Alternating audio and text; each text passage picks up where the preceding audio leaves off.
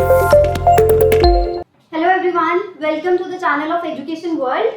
Welcome to your class of Business Studies. This is Kajal Mahajan. आज हम लोग जो टॉपिक करने वाले हैं that is Hindu undivided family. Last lectures में हमने जो टॉपिक किया था दैट वाज सोल प्रोप्राइटरशिप और हम लोग फॉर्म्स ऑफ बिजनेस ऑर्गेनाइजेशंस को स्टडी कर रहे हैं. सोल प्रोप्राइटरशिप हम लोग स्टडी कर चुके हैं. हिंदू अनडिवाइडेड फैमिली टॉपिक हम लोग आज इस लेक्चर में करेंगे. इसके बाद में हम लोग पार्टनरशिप डिस्कस करेंगे, company form of organisation discuss करेंगे और कोऑपरेटिव सोसाइटी डिस्कस करेंगे. तो आज के टॉपिक के साथ स्टार्ट करते हैं. What is Hindu undivided family? आपको पता है इंडिया में जो मेजर मेजॉरिटी है, मतलब पॉपुलेशन जो सबसे ज्यादा है वो हिंदूज की है. तो इनमें क्या रहता है, इनका जो बिजनेस होता है वही बिजनेस ये आगे अपने जनरेशंस को कैरी ऑन करवाते हैं. तो that is Hindu undivided family, जिसमें ये सिनेरियो रहता है कि जो एक फादर है, फादर का एक बिजनेस है, वो आगे अपने सन को जो है वो बिजनेस देता है, फिर वो ग्रैंडसन के पास जाता है, फिर ग्रैंड ग्रैंडसन के पास जाता है. तो that is a kind of Hindu undivided family. और ये एक ऐसा फॉर्म ऑफ बिजनेस ऑर्गेनाइजेशन है जो सिर्फ और सिर्फ इंडिया में पाया जाता है. इसके लिए जो हमारे पास लॉ है that is Hindu succession act 1956. The word succession is used because successor के पास जो फादर का सन होगा, मेल चाइल्ड होगा, उसके पास बिजनेस की सारी ऑनरशिप जो है वो ट्रांसफर कर दी जाती है. इसीलिए इसको हिंदू सक्सेशन एक्ट 1956 के अकॉर्डिंग रेगुलेट किया जाता है. यहाँ पे कोई आउटसाइड मेंबर जो है वो नहीं रहता. जो मेंबर रहते हैं वो सिर्फ और सिर्फ हिंदू फैमिली के होता है. मतलब एक ही फैमिली के ब्लड रिलेशंस में जो मेल मेंबर्स हैं वो हिंदू अनडिवाइडेड फैमिली का पार्ट रहते हैं और जो उनका बिजनेस है, पेट बिजनेस है, वो उसको कंटिन्यू करते हैं. सो हिंदू अनडिवाइडेड फैमिली में जो हमारे पास मेल मेंबर है, जो हेड होता है, सबसे ज्यादा सीनियर होता है अकॉर्डिंग टू द एज.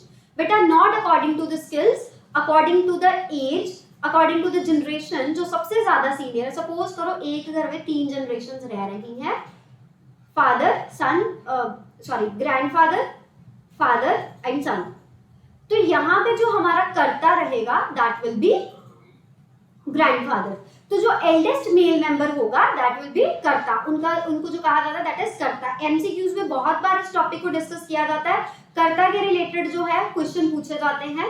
तो मेल मेंबर जो फैमिली बिजनेस को कंट्रोल करता है, जो हेड होता है, he is known as karta. Equal right of ownership over the property of the ancestors and they are known as co-partners. अब देखो जो अदर मेल मेंबर्स हैं फैमिली के, कर्ता के अलावा, वो सारे पर्सन्स का जो रैंक है दैट इज नोन एज को-पार्टनर्स. उनको कहा जाता है को-पार्टनर्स. पार्टनरशिप फॉर्म में बेटा पार्टनर्स कहा जाता है, यहाँ पे उनको कहा जाता है को-पार्टनर्स. PARCENERS. सो इनका ऑनरशिप राइट जो है वो इक्वल रहता है और एंसेस्टर्स मतलब जो उनके बुजुर्ग होते हैं, जो उनके ग्रैंडफादर्स होते हैं, उनकी जितनी भी प्रॉपर्टी होती है उसमें मेल मेंबर्स का इक्वल राइट रहता है और उनको हम लोग को-पार्टनर्स कहते हैं. तो अब बात ये है, जैसे हमने सोल प्रोप्राइटरशिप स्टडी किया, जो उनका ऑनर है, ऑनर अगर अपना इंटरेस्ट ट्रांसफर करेगा तो वो उसके सन के पास जाएगा या अदर पर्सन के पास जा सकता है, वो जिसको भी देना चाहे. यहाँ पे मेंबरशिप किस तरह से मिलती है? यहाँ पे बेटा मेंबरशिप के लिए आपका जो बर्थ है वो उसी फैमिली में होना चाहिए जिस फैमिली का वो बिजनेस है. Blood relation is very important. According to the birth particular family में, उसी पर्टिकुलर फैमिली में जिसके नाम पे बिजनेस है, उसी से आपको मेंबरशिप मिलेगी. और ये मेंबरशिप 3 सक्सेसिव जनरेशंस तक ट्रांसफर होती है. मतलब 3 जनरेशंस जो है वो इसमें इन्वॉल्व रहती है. How many generations? 3 generations involve in it, इस फैमिली बिजनेस. ठीक है. फिर उसके बाद में एंसेस्ट्रल प्रॉपर्टी. एंसेस्ट्रल प्रॉपर्टी क्या होती है? अब जैसे मैंने पीछे वर्ड यूज किया कि एंसेस्टर्स की जो प्रॉपर्टी है उस पे राइट को-पार्टनर्स का रहता है और इक्वल राइट रहता है, अनलेस उनको डिस्क्वालीफाई किया जाए. डिस्क्वालीफाई जो है वो एक लीगल प्रोसेस रहता है. अगर आप किसी फैमिली मेंबर को डिस्क्वालीफाई करना चाहते हो कि उसको एंसेस्ट्रल प्रॉपर्टी का राइट ना मिले या बिजनेस की ऑनरशिप के राइट्स ना मिले या बिजनेस का सक्सेशन उसको ना लिया जाए, तो फिर वो लीगल प्रोसेस के थ्रू आप उसको डिस्क्वालीफाई कर सकते. एंसेस्ट्रल प्रॉपर्टी वो चीज होती है जो ग्रैंडफादर्स की या ग्रेट ग्रैंडफादर्स की प्रॉपर्टी रहती है, जिसको हम लोग कहते हैं अ काइंड ऑफ, मतलब जो हमारे पुरखों से हमें मिलती है ना, उसको हम लोग कहते हैं ancestral property. So if Hindu inherits a property from any other relative, so अगर आपको ग्रैंडफादर्स और ग्रेट ग्रैंडफादर से मिल रही है जो आपके अपने हैं, ब्लड रिलेशंस में आते हैं, तो दैट इज एंसेस्ट्रल प्रॉपर्टी। और अगर आपको किसी थर्ड पार्टी से मिल रही है या किसी रिलेटिव से भी मिल रही है, उसको हम लोग कहते हैं सेल्फ एक्वायर्ड प्रॉपर्टी।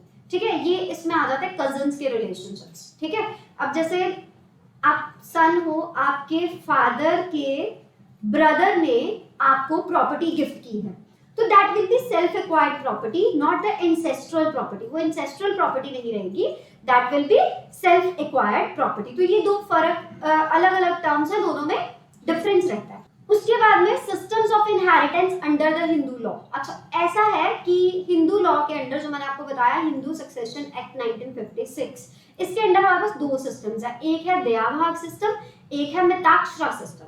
अगर हम दयाभाग सिस्टम की बात करें तो ये सिर्फ और सिर्फ वेस्ट बंगाल में अप्लाई था। दयाभाग सिस्टम सिर्फ और सिर्फ वेस्ट बंगाल में अप्लाई था। यहाँ पे मेल मेंबर्स और फीमेल मेंबर्स दोनों ही को पार्टनर्स होते थे। इसका मतलब ये है एंसेस्ट्रल प्रॉपर्टी पे राइट सिर्फ और सिर्फ मेल मेंबर्स का नहीं था, फीमेल मेंबर्स का भी था, but this was only adopted in West Bengal. ये सिस्टम बाकी ऑल ओवर इंडिया में नहीं लगता था। बाकी ऑल ओवर इंडिया में मिताक्षरा सिस्टम अडॉप्टेड था, जिसमें जो ऑनरशिप मिलती थी, जो सक्सेशन राइट्स मिलते थे, या जो एंसेस्ट्रल प्रॉपर्टी में राइट्स होते थे, वो सिर्फ और सिर्फ मेल मेंबर्स के रहते थे, फीमेल मेंबर्स के नहीं होते। इसके बाद में आता है what are the features of Hindu undivided family. So formation की बात करते हैं, हिंदू अनडिवाइडेड फैमिली किस तरह से फॉर्म की जाती है। मिनिमम 2 मेल मेंबर्स रहने चाहिए। एक हिंदू अनडिवाइडेड फैमिली में मिनिमम 2 मेल मेंबर्स रहने चाहिए। एग्रीमेंट करने की जरूरत नहीं है, रीजन बिहाइंड क्योंकि आपका ब्लड रिलेशन है, और मेंबरशिप जो मिलेगी वो बाय वर्च्यू ऑफ बर्थ मिलेगी। मतलब जो मेल मेंबर उस फैमिली में बॉर्न होगा उसी को सिर्फ जो है वो हिंदू अनडिवाइडेड फैमिली का सक्सेशन राइट मिलेगा। लायबिलिटी की बात करते हैं, कर्ता की लायबिलिटी, जो हेड रहता है, कर्ता is the head of the family, इसकी लायबिलिटी अनलिमिटेड रहती है। को पार्टनर्स की लायबिलिटी लिमिटेड रहती है। सेल्फ एक्वायर्ड प्रॉपर्टी जो है वो अटैच की जा सकती है अपने डेट्स को, अपने जो फैमिली बिजनेस है उसके डेट्स को डिस्चार्ज करने के लिए। अब इसका मतलब क्या है, देखो हिंदू अनडिवाइडेड फैमिली में जो बिजनेस ऑपरेट कर रहा है, जो कंट्रोल कर रहा है, जिसके पास ऑनरशिप राइट्स है, that person is known as karta. तो सोल प्रोप्राइटर की तरह उसकी लायबिलिटी भी अनलिमिटेड है। इट मींस उसकी पर्सनल प्रॉपर्टी को, फैमिली की सारी प्रॉपर्टी को हम लोग काउंट कर सकते हैं डेट्स को रीपे करने के लिए। बट जो उसके आगे जो मेल मेंबर्स है जिनके पास सक्सेशन राइट्स होते हैं, दे आर नोन एज को पार्टनर्स। को पार्टनर्स की जो लायबिलिटी है वो लिमिटेड रहती है, वो अनलिमिटेड नहीं रहते। इन केस को पार्टनर के नाम पे कोई प्रॉपर्टी है या को पार्टनर का कोई पर्सनल एसेट है, तो उस पर्सनल एसेट को कर्ता यूज नहीं कर सकता बिजनेस के डेट को रीपे करने के लिए। फिर से मैं एक बार क्लियर कर देती हूँ, कर्ता के नाम पे जितने पर्सनल एसेट्स हैं वो सेल किए जा सकते हैं डेट को रीपे करने के लिए, बट को पार्टनर्स के नाम पे जो पर्सनल एसेट्स हैं उनको सेल नहीं किया जा सकता। तो सिर्फ और सिर्फ कर्ता की प्रॉपर्टी जो है वो यूज की जा सकती है। अब बात करते हैं कंट्रोल और मैनेजमेंट की। ऑनरशिप किसके हाथों में है वो तो मैंने आपको पहले बता दिया, किसके हाथों में, कर्ता के हाथों में है। तो मैनेजमेंट राइट्स किसके पास है, देखो जितनी भी डिसीजन मेकिंग पावर है ना, आप एडवाइस कर सकते हो, को पार्टनर्स एडवाइस कर सकते हैं कर्ता को, बट मैनेजमेंट, ऑनरशिप और control and decision making power ये सिर्फ और सिर्फ कर्ता की है, इसमें कोई भी इंटरफेयर नहीं कर सकता।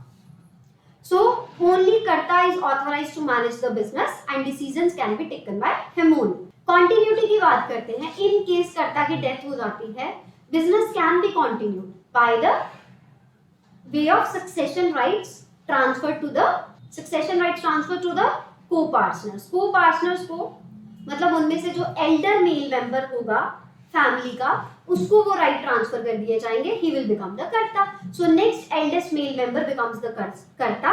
और म्यूचुअल कंसेंट से, जब मैंने आपको पहले बताया कि हम किसी को डिस्क्वालीफाई कर सकते हैं, म्यूचुअल कंसेंट से हम मेंबरशिप को टर्मिनेट कर सकते हैं। ठीक है, माइनर मेंबर्स की बात कर सकते हैं। माइनर मेंबर्स जो है वो माइनर पर्सन होता है जो 18 ईयर्स से कम होता है। ठीक है, below the 18 years of age is known as minor member. आप माइनर मेंबर को ऐड करवा सकते हो, वो एडेड भी होता है। रीजन बिहाइंड, जैसे ही मेल मेंबर का बर्थ आपकी फैमिली में होगा, he will become the member from that very moment. So minor can be the member. Next is what are the advantages of the Hindu undivided family? Hindu undivided family के क्या advantages रहते हैं? The very first, centralised management in the hands of the karta. Karta के पास centralised management है। बेटा, अब centralised management word समझना, जब डिसीजन मेकिंग पावर या authority, authority means power to get the work done, सिर्फ एक ही पर्सन के पास होती है। आप फाइनेंसेस नहीं स्पेंड कर सकते, आप मनी नहीं स्पेंड कर सकते, आप कोई चीज परचेज नहीं कर सकते बिजनेस के नाम पे विदाउट द कंसेंट और द ऑर्डर ऑफ द कर्ता। तो वो चीज रहती है सेंट्रलाइज्ड मैनेजमेंट, जिसमें एक पर्सन जो है उसके पास सारा का सारा होल्ड रहता है।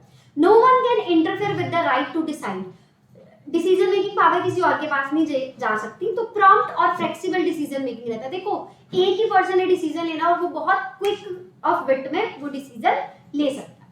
Next is continued business existence, relatively stability रहती है। जब मैंने आपको बताया 3 सक्सेसिव जनरेशन तक जा सकता है ना, तो इसका मतलब ये नहीं है कि वो 3 सक्सेसिव जनरेशन के बाद डिसकंटिन्यू कर दिया जाएगा। If the future generation want to continue that business, they will, वो कर सकते हैं।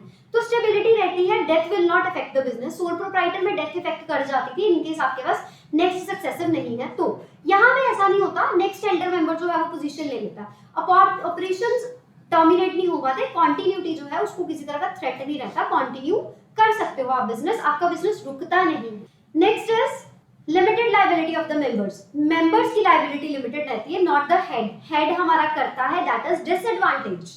वो डिसएडवांटेज है हिंदू अनडिवाइडेड फैमिली का कि कर्ता जो है उसकी लायबिलिटी लिमिटेड है, बट को पार्टनर्स की लायबिलिटी जो है वो लिमिटेड रहती है, कर्ता की अनलिमिटेड रहती है। तो मेंबर्स के पास जो प्रॉपर्टी रहती है, मेंबर्स के जो टाइटल राइट्स होते हैं, ऑनरशिप राइट्स होते हैं, दे आर सेम।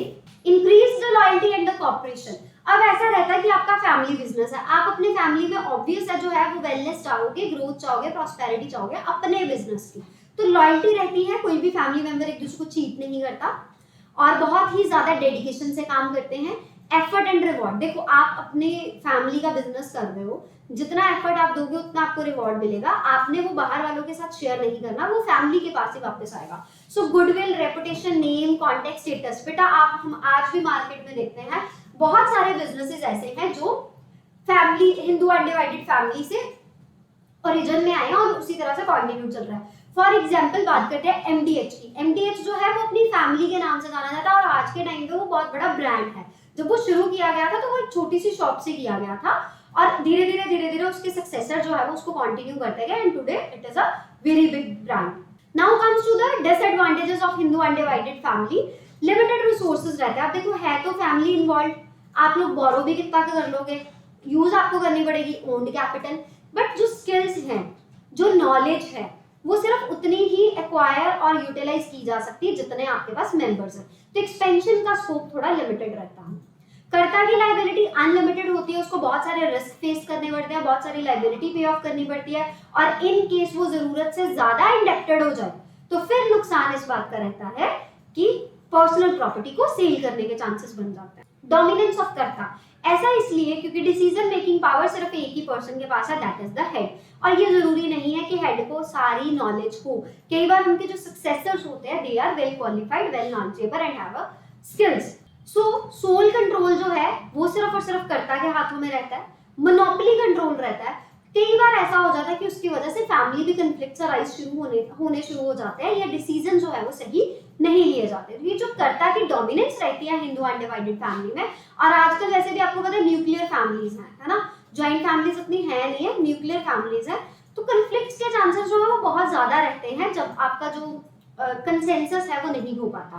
कंसेंसस का मतलब ये है कि सारे पर्सन जो है वो एक ही बात पे अग्री कर रहे हैं सेम सेंस में। Next is limited managerial skills, क्योंकि वो ऑब्वियस है उन्हीं पर्संस पे डिपेंड करनी है जो फैमिली मेंबर्स हैं, बाहर से आप हायर नहीं करते हो किसी को, so skills are limited, that is why your resources are also limited, that is why your growth is also limited. अब ये था सारा हिंदू अनडिवाइडेड फैमिली का ओवरव्यू। मैं आपको एक बार बता देती हूँ, जो हिंदूज रहते हैं, हिंदू रिलीजन से पीपल बिलोंग करते हैं, उनका जो फैमिली बिजनेस होता है जिसमें जो हेड रहता है, जो एल्डेस्ट मेल मेंबर रहता है, ही इज द कर्ता, और उसके बाद में फैमिली में जितने भी मेल मेंबर है दैट आर नोन एज को-पार्टनर्स। दो हमारे पास सिस्टम थे, एक था दयावाग, एक था मिताक्षरा। दयावाग सिस्टम जो था वो वेस्ट बंगाल में अप्लाइड था, वहां पे मेल और फीमेल मेंबर्स दोनों ही को-पार्टनर्स है। एडवांटेज था वेस्ट बंगाल में इस चीज का विमेन्स को।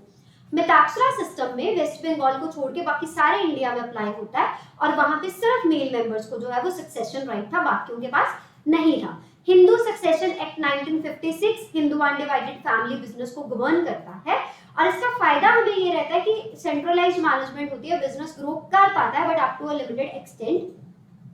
कर्ता की लायबिलिटी लिमिटेड है, को पार्टनर्स की अनलिमिटेड है।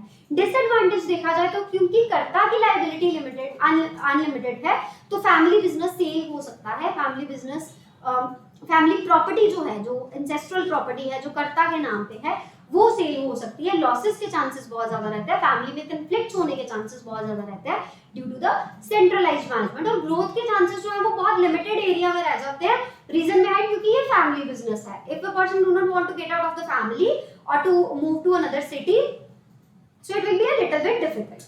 तो अब हम लोग उस बेसिस पे करते हैं objective questions. So the very first is the relationship of a HUF means Hindu undivided family arises from, तो रिलेशनशिप की बात कर रहा है बेटा, वो मेंबरशिप की बात कर रहा है। He is talking about membership. तो स्टेटस से मेंबरशिप मिलता है? नो। अब चाहे आपके रीजन में कोई डिप्टी कमिश्नर है, चाहे कोई IAS है, कुछ भी है, उसको नहीं आप लोग स्टेटस की वजह से नहीं आप दे सकते, कॉन्ट्रैक्ट की वजह से, एग्रीमेंट की वजह से या नन ऑफ दीज। तो ऐसा नहीं रहता बर्थ की वजह से मिल पाता। अगर बर्थ स्टेटस रहे तो आपके पास हिंदू अनडिवाइडेड फैमिली का जो है वो मेंबरशिप आपको मिल पाती है। तो जो रिलेशनशिप रहता है हिंदू अनडिवाइडेड फैमिली में वो आपकी स्टेटस की वजह से रहता है कि आपका बर्थ स्टेटस क्या है, बर्थ स्टेटस। उसके बाद में the karta in the joint Hindu family business has limited liability, unlimited liability, no liability for the debts और the joint liability. So Hindu undivided family में कर्ता की लायबिलिटी पूछी उसने। कर्ता इज द हेड। कर्ता कौन रहता है हमारे पास? हेड। तो हेड की लायबिलिटी तो अनलिमिटेड होती है। So the right answer is option B. Next question, the head of the joint family is called karta. Head of the joint family is called karta. अब मैं बाकियों के बारे में भी आपको बता देती हूँ। प्रोप्राइटर होता है ऑनर ऑफ बिजनेस, इसको हम सोल प्रोप्राइटर भी बोलते हैं, ठीक है। डायरेक्टर होता है management team of company, management team of company, या आप नॉन प्रॉफिट ऑर्गेनाइजेशन भी कह सकते हो, कोई चक्कर नहीं है, उसमें भी डायरेक्टर रैंक जो है वो आ ही जाता है। कर्ता जो होता है ही इज द ऑनर और head of the HUF। So right answer is कर्ता। राइट आंसर इज कर्ता। मैनेजर जो रहता है वो मैनेजमेंट टीम का पार्ट होता है, management team. Next is blank can only take part of HUF। Blank can only take part of HUF। तो कौन HUF का मेंबर बन सकता है? हु कैन टेक, नहीं, who is born in HUF। उस पर्टिकुलर HUF में जो पैदा हुआ है वही आपका पार्ट ले सकता है, या वो जो है वो सक्सेशन राइट हासिल कर सकता है हिंदू अनडिवाइडेड फैमिली के, ठीक है। The person who is born in Hindu undivided family. Next is chief of the Hindu undivided family is known as karta. Is it true और फॉल्स? It is true. जो चीफ है, चीफ मीन्स हेड और owner. Next is Hindu succession act was passed in 1956। ये हमने पहले ही याद किया कि हिंदू सक्सेशन एक्ट जो है वो कब आया? 1956। Next is the karta in the joint Hindu family business has no liability for the debts. ऐसा नहीं है, उसकी तो अनलिमिटेड लायबिलिटी रहती है। कर्ता जो होता है वो हेड है, ऑनर है, इस पर्सन की हमारे पास अनलिमिटेड लायबिलिटी है। नेक्स्ट इज, तो ये हमारे पास आज के सारे ऑब्जेक्टिव क्वेश्चंस हैं। आई होप आपको ये लेक्चर अच्छे से समझ में आया होगा। अगर आपके पास कोई क्वेरीज हैं तो आप Telegram channel education world commerce के ऊपर जो है वो अपनी क्वेरीज जो है वो आप पूछ सकते हो। इसके बाद में जो हम नेक्स्ट लेक्चर में डिस्कस करेंगे that will B partnership. So stay tuned, do subscribe our YouTube channel Education World EW and join the Telegram channel Education World Commerce. Thank you.